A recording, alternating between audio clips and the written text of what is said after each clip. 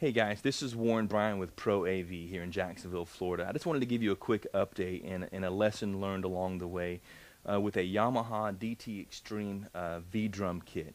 I was on a service call with my friend Bill over at St. Paul's United Methodist Church here in Jacksonville on Monday night. And one thing we wanted to do was take the V-Drum kit, which typically you usually get one or two outputs going to the front of house console or monitor console for that matter, to mix the entire kit, which is easy in some respects, but it's also very difficult to actually get the blend and the mix that you want as a front of house engineer when you get a whole drum kit on one channel.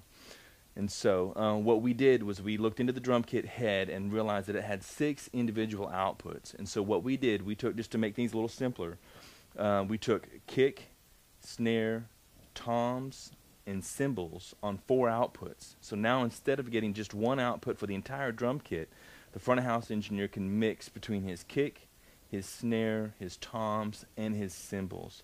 If you wanted to get real creative, depending on the type of worship that you're doing, you might want to break that hi-hat out and make it a separate output.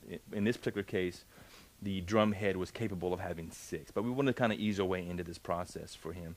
So now the beauty of it is he can EQ channel specifically for those instruments, which, as you know, as a sound engineer, the EQ for a kick drum and a snare are in 2 different universes. So he's got some flexibility there. He can kind of sweeten that up and dial that in a lot better for his particular house of worship. And the second thing, also equally important, is he can now route the outputs of those 4 channels to monitors separately. So now if, let's say, they're using the kick to drive the tempo for a song and the monitors are not supporting that, instead of turning everything up, because the cymbals might be blaring up there, now he can turn just the kick up for that particular song. And so creates a lot of flexibility, gets it a lot easier to customize the mix for the worship team, and at the end of the day, any control that we can give the front of house engineer to mix that system, the better off he's going to be. And so this quick tip and an update on that, and just wanted to let you know another secret about that is also what we did is we actually took the monitor, the drummer was using a floor wedge, and what we're going to do is put his headphones directly into the output of the drum head itself, which gives him a complete pure sound of the kit before it ever has to go to the front of house console and EQs get adjusted and the gain levels and things like that. And so he gets a much cleaner feed. On this particular drum kit, the head has an auxiliary input.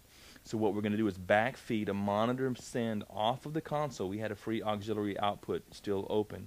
And so we're going to custom mix the output of an aux send for the drummer's ears and plug that into the auxiliary input of the drum head. So now he can go basically in ear, hear a much purer, more robust signal from his drum kit, which is huge, especially with V-drums, because we know drummers miss the feel that they get off of a live kit. So one way you can compensate is by going through the drum head. So we're hoping that tomorrow night we'll do another run through with the drummer, and I'll keep you posted on the updates of that, but we're hoping that Jeff will be a happy camper and that the worship leader and front of house engineer Bill will be able to mix that kit a lot better. So again, this is Warren. I'm at Pro AV here in Jacksonville, Florida. If you have any questions about this or anything else, I'd be glad to help you out. I'm at 904-744-2110. Thanks for your time.